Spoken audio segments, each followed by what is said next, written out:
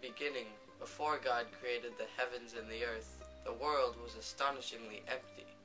The only force in the entire world was that of God's pure spirit. And, out of the complete nothingness, God exclaimed, "Let there be light." And there was light. But the light was tangled in with the darkness, so God separated the light and the darkness. God called the light day, and he called the darkness night. And once evening turned to morning, the world's first day was complete.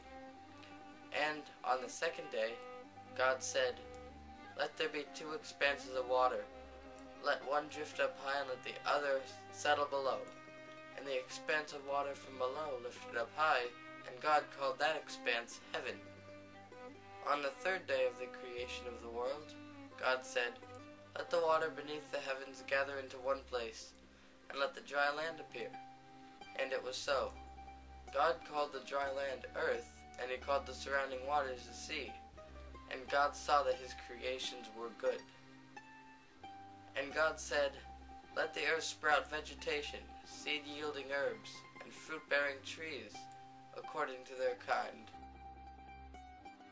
And on the fourth day of creation, God said, "In the expanse of the heavens above, let there be luminaries to separate the night and the day, and to spread my light over all the earth." And it was so. God made two luminaries, the great luminary to rule over the day, and the lesser luminary to rule over the night. God called the great luminary the sun, and the lesser luminary the moon. And God saw that these luminaries were good. On the fifth day of existence, God said, "Let the waters below swarm with living creatures, according to their kind, and let the expanse of the heavens above swarm with birds, according to their kind."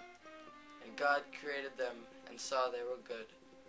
Then God blessed them, saying, "Be fruitful and multiply, fill the waters of the seas, and let the birds multiply upon the earth." On the sixth day of the world, God said, "Let the earth bring forth living creatures, cattle, beasts, and creeping things, according to their kind." And it was so. Then God exclaimed to his angels, "Let us make man in my image, after my likeness, and he shall rule over all the fish of the sea and all the beasts of the earth. Male and female I shall make him." And God created man from the dust of the earth, and God breathed into the man, creating his living soul.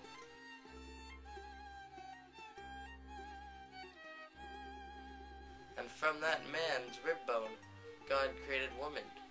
Then God blessed them, saying, "Be fruitful and multiply, fill the earth and subdue it. And to all the beasts of the earth I give them green herbs to eat." And God saw all of his creations he had made, and behold, it was very good. Now the heavens, the earth, and all they held was completed, and there was a seventh day.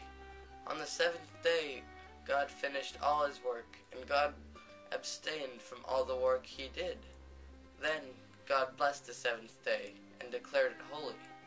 So we rest on the seventh day from doing creative work. When God created the world, he created lots of everything. Lots of birds, lots of beasts, but he only created two humans, even one at first. Why did God do this? Why not simply create lots of humans? God wanted to show us that just one person can make an astonishing difference in our world.